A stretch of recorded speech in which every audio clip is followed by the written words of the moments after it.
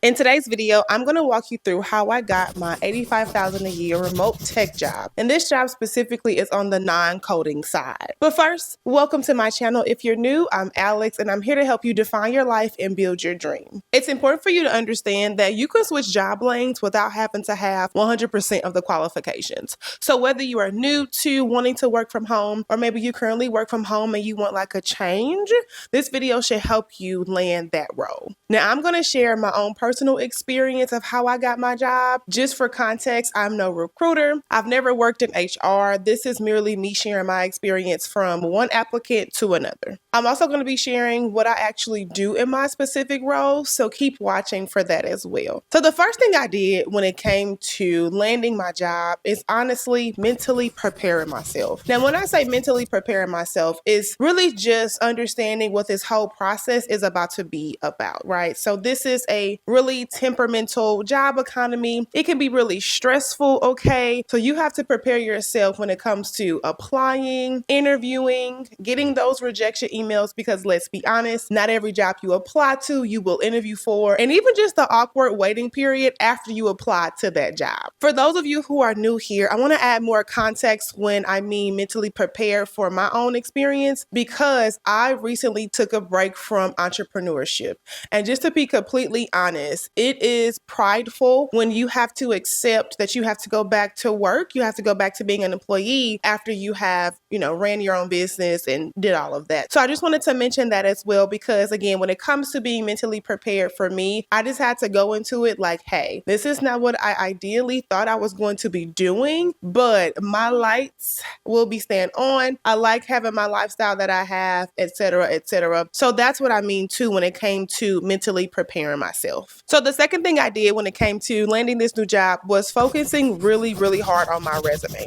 Now, personally, I do not think that the format of your resume will determine if you get the job or not. I really think that is mere preference. However, I do have an example I want to show you when it comes to the resume that I actually use and the formatting style that helped me get the job. I also want to mention when it comes to your resume, this is where you need to make sure you thrive, okay? So for an example, I pretty much made sure that I use my objective or my professional summary, which is at the top of my resume. And I kind of applied the same principles like a YouTube video hook. With me being on this platform and being a YouTuber, I understand how audience retention works, and I understand how important it is to keep people on your videos longer. And so I just applied the same tactic to my professional summary, so that way, okay, I can land that role. And also, recruiters can pull my application based off of how I made my words work for me. I also made sure I focused on my transferable skills. And so if this is your first time hearing transferable skills, let me break down the textbook definition of what that is. So transferable skills, sometimes called portable skills, are the skills that you have developed that can be transferred from one job to another. A good example would be good communication or time management skills. So like I mentioned before, you don't need 100% of the qualifications, but it is important that you learn the power of how strategic your words need to be in place. Your words matter when it comes to, really highlighting your experience, your qualifications for the role that you really want. So let me show you an example. Okay, so here is the exact format that I made my resume. Like I said, the format is totally your preference, and I do not feel that that should determine if you get a job or not, okay? It's all about what's on your resume, your skills, and how you are pretty much making your words work for you. So just to start out, I just put my first and last name. I always include an email, a professional email, okay? Like, don't be like cookiesandcream23@gmail.com. Like, make it professional, right? And then I also put my LinkedIn linked as well. And I also mentioned how I'm open to relocating. With me knowing that I'm going to be fully remote, I am okay with living in a few other places, okay? And so I just make sure that that's known and that's very clear in case the job requires relocation or it offers that opportunity. You don't have to do this. Again, this was my preference when applying for jobs, so just wanted to make that clear. And so this is my objective, or AKA my professional summary. And so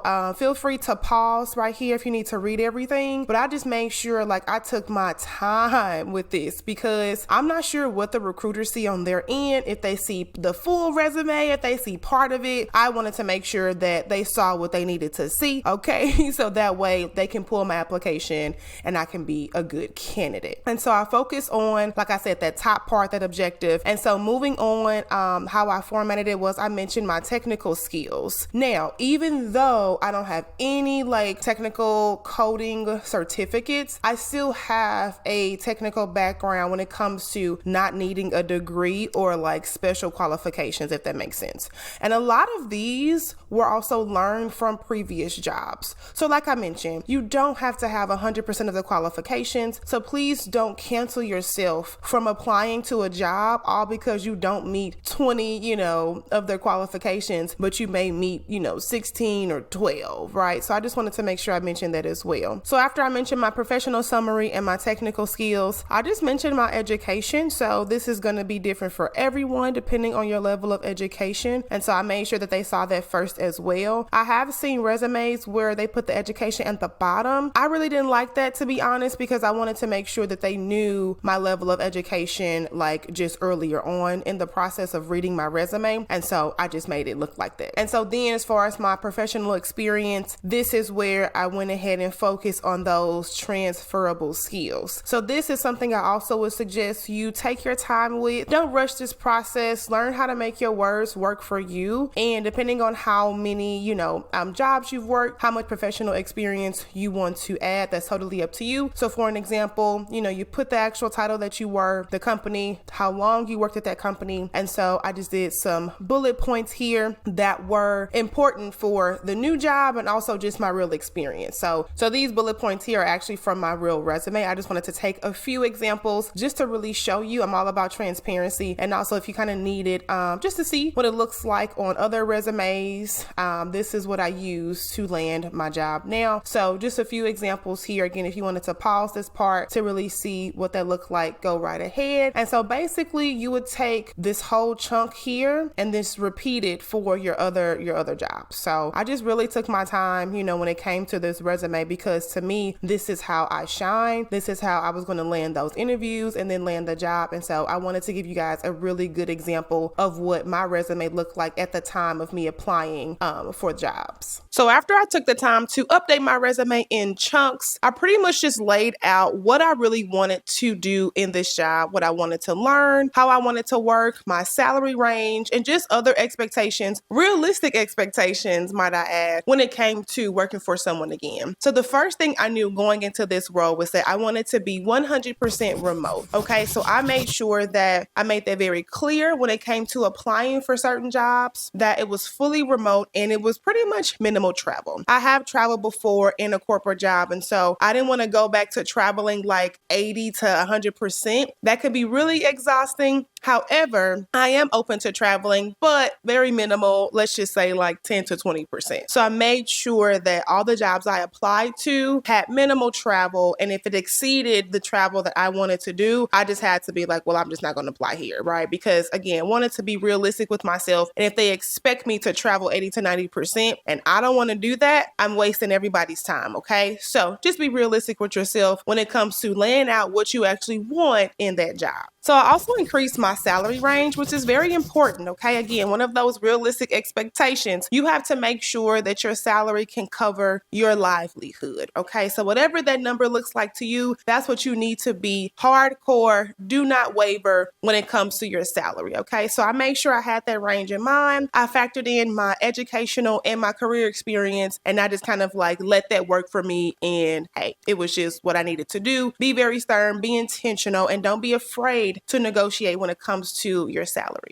I also was open to working in a different job, like category, basically. So for an example, I have a healthcare background, but I was also interested in working in fields that did not have a healthcare focus, okay? So I was open to like commercial real estate, accounting, supply chain, etc. So I also just kind of expanded my horizon when it came to my job category. So that way I wasn't limiting myself, when it came to applying for a job again. And I felt like I wanted that fresh perspective because I knew healthcare and I knew what to expect from that industry. I personally wanted something different. So there's nothing wrong with that. Okay. If it's something that you want, that's maybe a challenge for you, that's in a different industry, I highly recommend that you consider that as well. So finally, after I updated my resume and I made it look the way that I liked, I made sure I laid out all of my clear intention and expectations of a new job. I then just was on go. Okay. I literally just executed and I I submitted about 10 to 14 jobs in a week, sometimes 7 applications or more in a day, okay? I was focused. The process took about 4 months, okay? Everybody's process is different. And so I wanted to add that context as well, that the process for me took about 4 months from applying to actually getting the job. That whole process took about 4 months total. So be patient with yourself, okay? Be patient with these jobs. Even though I know it's hard, the job economy is very competitive. And so you have to really like show up and show out for yourself and push yourself. I was making sure I applied every single moment I got. I have the LinkedIn app on my phone. So when it came to those jobs that had like the easily apply button at the bottom, I made sure I applied. So I made it a job, basically. It's like applying for a job is a job in itself. And so I just took it very seriously, okay? I was super intentional. But like I said, the process in total took about 4 months. And this may be different for a lot of people, but you want to make sure that the job is a good fit for you. So depending on how long it takes, you know, I personally, even though I was eager and I needed to start work, I didn't want to just jump on anything. So like I said, be patient with yourself in these jobs because you want to make sure that that job is the best fit for you at the end of the day, right? Like you're the one that's working it. So it needs to make sense to you, for you, and be best for you as well. Okay, so now that I spoke on how I got my new tech remote job and just shared with you what I did, now I want to talk about what I actually do in my role, just in case you're curious or if you want a change of scenery from what you're currently doing. So the real title of my job is called an implementation consultant. And so what that basically means is I'm a consultant who works with clients and I implement a software, whatever software that the company owns, so that the client services their business needs. And so I like to use like a retail store for an example. Imagine I'm working with Target and Target wants to use a new website for their store, right? So that way it's more like robust. It might be able to tell them more data. And also it may be more efficient for, you know, customers to shop on, use, all that good stuff. So basically Target would accept the contract, pay for the services, the consulting services from that company. And I being the consultant, I would implement that software or their new website for them.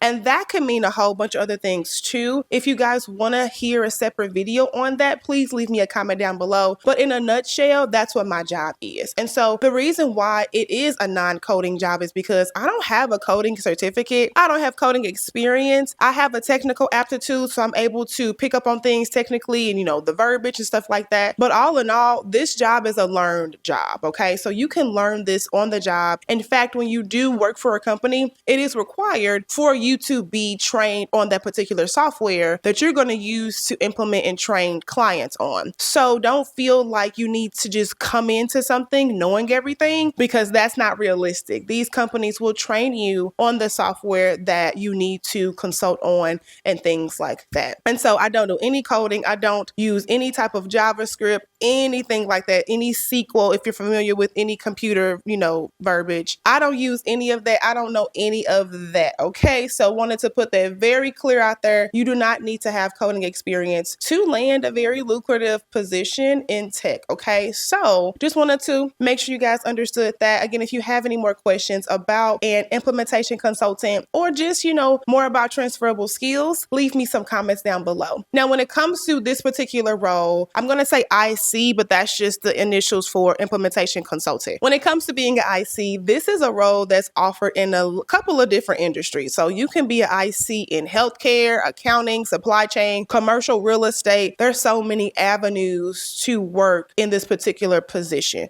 So it just depends on your skill set and what transferable skills that you can apply to that new role. Okay. So if you're curious on where to look for those particular IC roles, I would go to Indeed. I would go to LinkedIn. I use LinkedIn for the majority of my job applications. And I made sure I put in my specific criteria, being fully remote, the actual job title, and I just kind of scrolled through until I start finding things that were interesting. Okay. So that's what I do now as far as my role, my job title. Just wanted to lay that out there again in case anyone was curious. So in a nutshell, that's how I got my job and that's what I do. So if this helps you, please let me know down below. Again, if you have questions on IC, the implementation consultant, or transferable skills, or anything related to remote jobs, leave me a comment down below. As always, thank you so much for watching. Subscribe if you like the vibe, and I'm gonna catch you in my next video. Bye.